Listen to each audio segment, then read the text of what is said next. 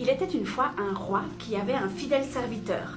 Et ce serviteur n'arrêtait pas de lui dire au roi « Dieu est bon et il ne fait pas d'erreur ». Le roi, il écoutait ça que d'une oreille. Mais voilà qu'un jour, ils sont partis à la chasse. Et ils ont dû tuer un lion. Mais juste avant qu'ils puissent tuer le lion a sauté sur le roi et lui a arraché un doigt. Pendant que le serviteur soignait son roi, il lui a dit « Dieu est bon et il ne fait pas d'erreur ». Le roi s'est mis dans une colère mais internationale parce qu'il s'est dit « Dis donc, t'es qui toi? Regarde, il me manque un doigt. Tu crois quand même pas que je vais dire que Dieu est bon et qu'il fait pas d'erreur ?» Et aussitôt, il a mis son serviteur en prison. Mais dans sa prison, le serviteur continuait à dire « Dieu est bon et il ne fait pas d'erreur ». Un jour, le roi est reparti à la chasse. Mais ce jour-là, il n'est pas tombé sur un lion. Il est tombé sur une tribu qu'il a capturée. Et dans cette tribu, ils avaient une particularité, ils faisaient des sacrifices humains.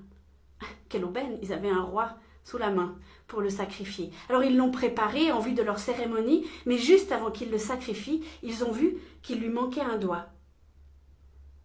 Mais ils n'ont pas pu le sacrifier, parce que dans cette tribu, on ne faisait pas des sacrifices incomplets. Et ils ont relâché le roi. « Dieu est bon et il ne fait pas d'erreur !» s'est dit le roi. Évidemment.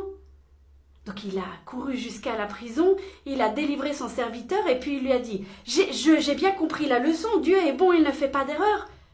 Mais toi, t'as pas arrêté de dire ça en prison. Comment tu peux dire que Dieu est bon et il ne fait pas d'erreur ?»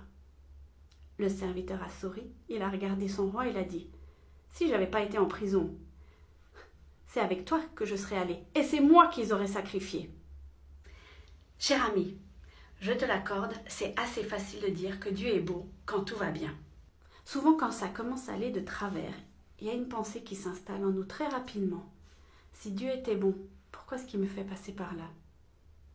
La petite histoire que je vous ai racontée au début, elle prête assez à sourire. Puis quand on a toute l'histoire, on se dit « Ah ben évidemment, heureusement qu'on lui a arraché un doigt, heureusement qu'il a mis le serviteur en prison. » Et on avait toute l'histoire.